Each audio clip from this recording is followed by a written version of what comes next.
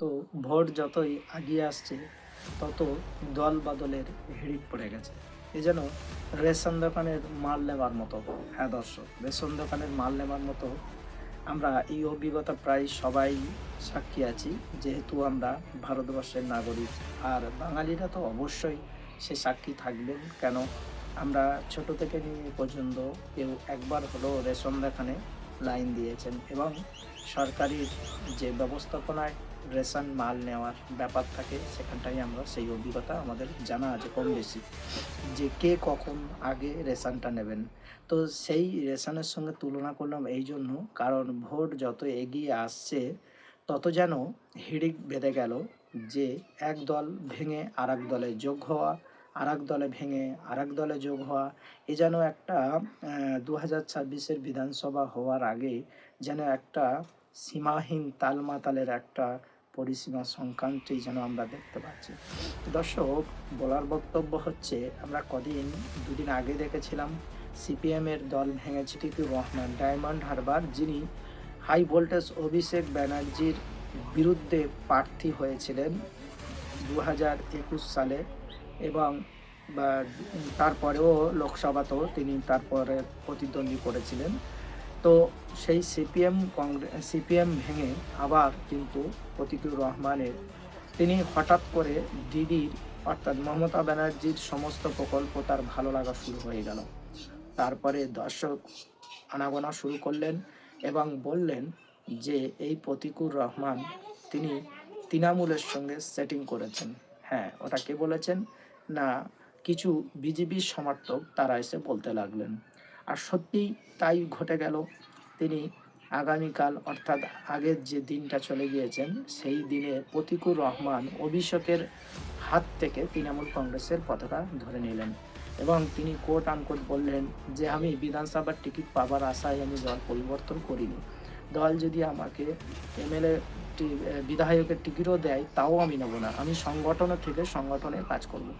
আর এখন দর্শক দেখতে পাচ্ছি বিরোধী দলনেতা শুভেন্দু অধিকারী তার নিজস্ব গড়, হ্যাঁ, চমকে যাচ্ছেন। তাহলে বিজেপির ভবিষ্যৎ কী? কারণ বিজেপির তো একদম তলানিতে ঠেকে যাচ্ছে রাজনীতির ক্যারিয়ার। কেন না, অসংখ্য জায়গায় আমরা দেখিয়েছি, সামাজিক যোগাযোগ মাধ্যমে আপনাদের দেখেছি, আপনারা সাক্ষী রয়েছেন। বিভিন্ন জায়গায় বিজেপি অর্থাৎ ভারতীয় জনতা পার্টি ছেড়ে তারা তৃণমূল কংগ্রেসে যোগদান করছেন। এটা নতুন কিছু নয়, তৃণমূল কংগ্রেস থেকেও বিজেপিতে যায়, আবার বিজেপি থেকেও তৃণমূল কংগ্রেসে আসে। আজ যে রাম, কাল সে বামের, পরশু সে তৃণমূল কংগ্রেসের, এটাই স্বাভাবিক। তো যাই হোক দর্শক, আর বেশি কথা বলবো না। তো আজ নিউজটা খুব ভেরি ইন্টারেস্টিং হতে যাচ্ছেন। তৃণমূল কংগ্রেসের যারা সমর্থক নিশ্চয়ই তারা দেখবেন, আর বিজেপির সমর্থকরা, তাদের মন খারাপ হওয়ার কোনো ব্যাপারই নেই, কারণ সময় যত এগিয়ে আসবে তত ঘর গুছাবার কাজ সব দলই প্রায় করে থাকেন।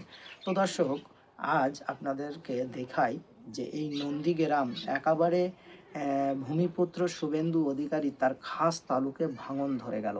চলুন সেই ভাঙনটা কিভাবে ধরেছে আপনাদের সামনে উপস্থাপনা করি। ততক্ষণ যারা নতুন দর্শক, অবশ্যই নিউজ 14 বাংলা ডিজিটাল মিডিয়াকে আপনারা সাবস্ক্রাইব করে পাশে থাকবেন, লাইক করবেন, আর মূল্যবান বক্তব্য থাকলে বিষয়ে কিছু রাজনীতিক ব্যাপারে তা কমেন্ট বক্সে এসে জানাবেন। আর যারা অলরেডি সাবস্ক্রাইব করে রেখেছেন, অবশ্যই আপনাদেরকে নিউজ 14 বাংলা ডিজিটাল মিডিয়ার পক্ষ থেকে সবাইকে জানাই স্বাগত এবং আন্তরিক প্রীতি, ভালোবাসা এবং শুভেচ্ছা।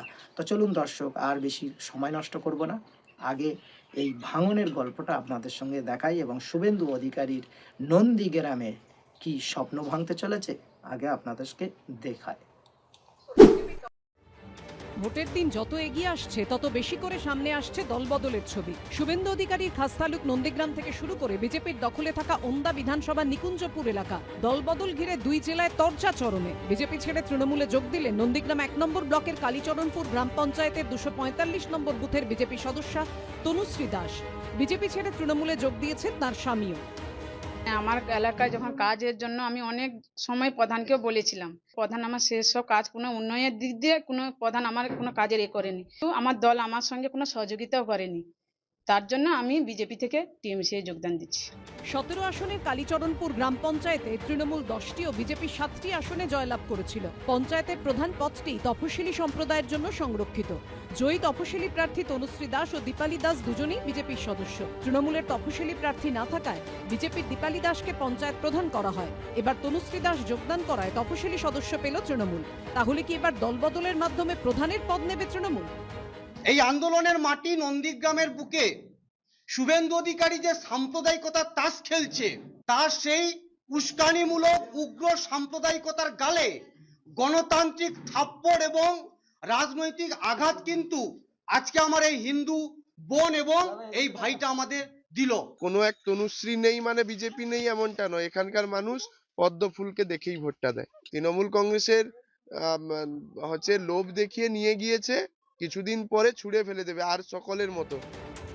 অন্যদিকে বাঁকুড়ার 2 নম্বর ব্লকের নিকুঞ্জপুরে গঙ্গাজল ছিটিয়ে তৃণমূলে যোগ দিলেন 20টি পরিবারের প্রায় 100 জন সদস্য। তৃণমূলের দাবি এরা প্রত্যেকেই বিজেপির কর্মী সমর্থক ছিলেন।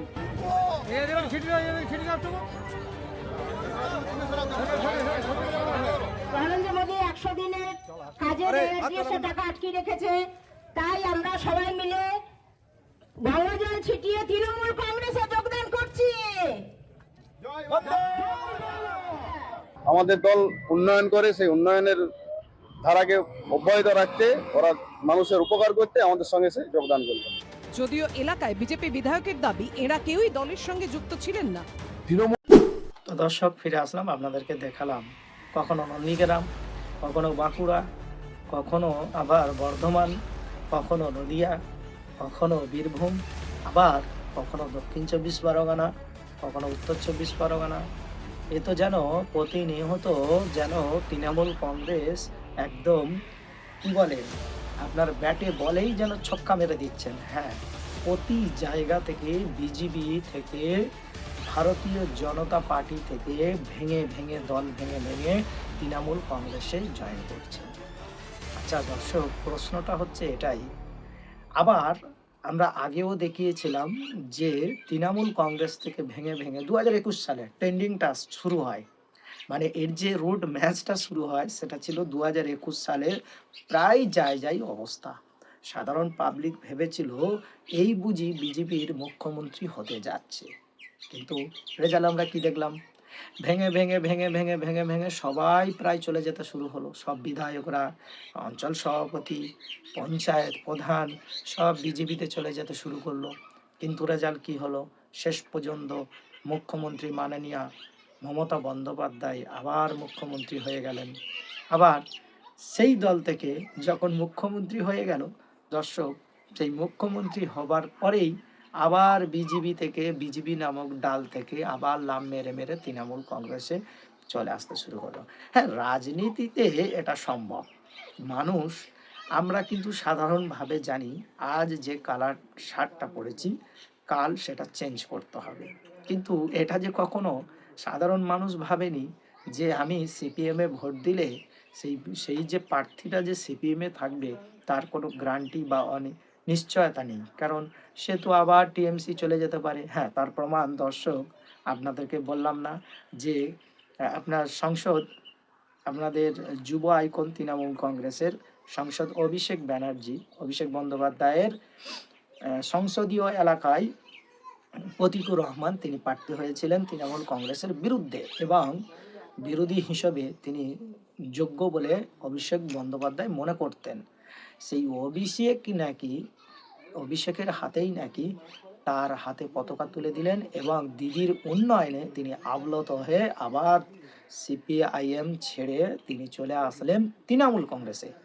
এদিকে দর্শক আপনাদেরকে দেখালাম মেদিনীপুর, মানে হাই ভোল্টেজ এরিয়া, মানে বিরোধী দলনেতা শুভেন্দু অধিকারীর একদম জন্মভূমি।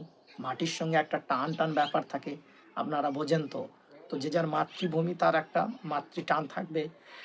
সেই শুভেন্দুর এরিয়াতে কয়েকজন মানুষ যারা ঘটা করে, তারা অনেক অঞ্চল সভাপতি, পঞ্চায়েত, একাধিক নেতা নেত্রী কর্মী রয়েছেন যারা তৃণমূল কংগ্রেসের উন্নয়ন দেখে আবার তারা আপনার বিজেপি থেকে চলে আসলেন।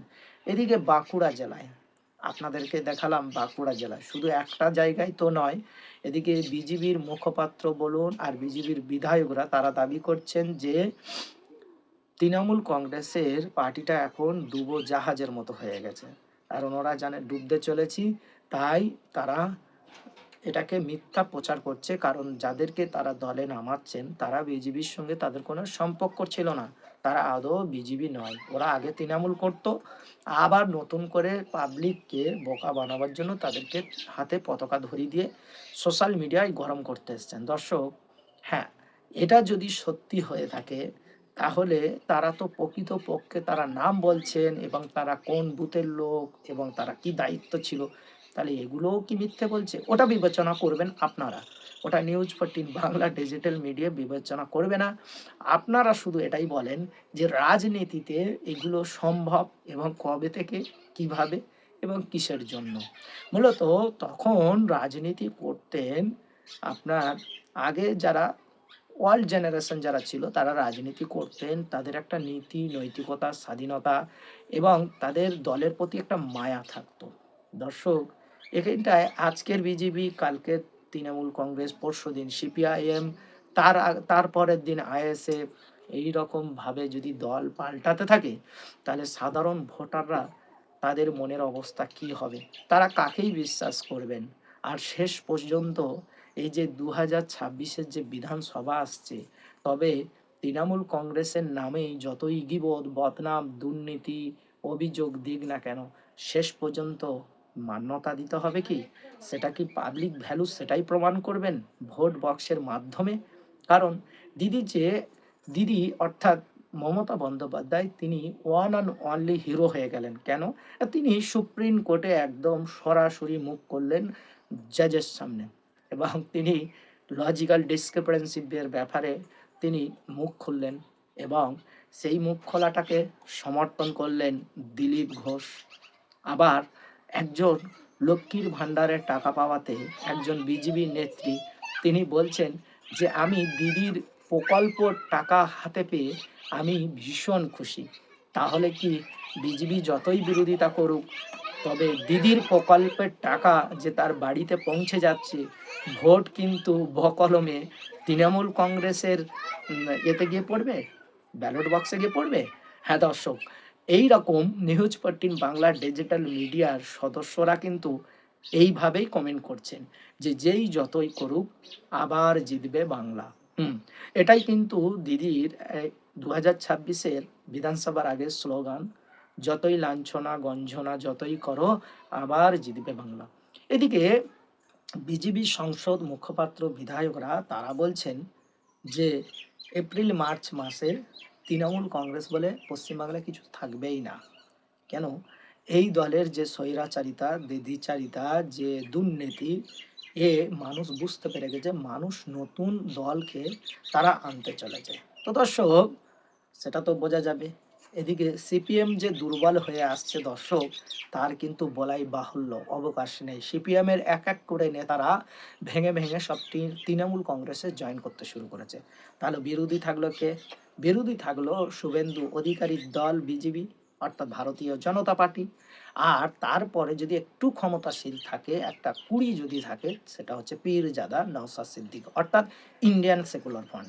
তবে কি এরপরে দল পরিবর্তন করবে পীরজাদা নওশাদ সিদ্দিকী, আইএসএফ অর্থাৎ ইন্ডিয়ান সেকুলার ফ্রন্ট? হ্যাঁ দর্শক, একটা গুঞ্জন শোনা যাচ্ছে যে প্রতিকুর রহমানের পরে দীপশিতা ধর তিনিও একটা সিপিএমের একটা শরিক দল, সেও নাকি তৃণমূল কংগ্রেসে আসতে চলেছে। তবে সেটা সময়ের অপেক্ষা, আমরা আগাম আপনাদের কাছে কিছু বলছি না। তো অনেক কথা তো কানাঘষা হয় দর্শক, তাদের আগাম আপনাদেরকে শুনিয়ে রাখি, যেটা হলে হতেও পারে আবার নাও হতে পারে, শোনা যাচ্ছে। আপনারা যেমন শুনছেন অবশ্যই আমরাও সেরকম শুনছি। তারপরে পালাকি এরপরে হাই ভোল্টেজ প্রার্থী, বিরোধী প্রার্থী, আইএসএফের প্রার্থী ভাঙড়, যিনি ভাঙড় নিয়ে গোটা পশ্চিম বাংলাকে ভাইরাল করেছিলেন, নাম পীরজাদা নওশাদ সিদ্দিকী, তিনিও কি ওই তৃণমূল কংগ্রেসের বিরুদ্ধে বলতে বলতে এক পর্যায়ে তৃণমূল কংগ্রেসের ঝান্ডা ধরে নেবেন নাকি? হ্যাঁ, সেটা দেখতে গেলে আপনাদেরকে চোখ রাখতে হবে নিউজ 14 বাংলা ডিজিটাল মিডিয়াকে। সঙ্গে থাকতে হবে, সাথে থাকতে হবে। আমরা সত্য কথা সবার সামনে, সবার মাঝে তুলে ধরার চেষ্টা করি। আপনাদের ভালোবাসা, আপনাদের সাথে থাকাটা নিউজ 14 বাংলা ডিজিটাল মিডিয়ার চিরকাম্য। আপনারা এইভাবে সহযোগিতা করবেন, ভালো থাকবেন, লাইক করবেন আর ফ্রেন্ড ফলোয়ার্সদেরকে দেখার সুযোগ করে দেবেন। আজ নিউজ এই পর্যন্ত। আপনারা ভালো থাকুন, সুস্থ থাকুন। দেখা হচ্ছে পরবর্তী ভিডিওতে।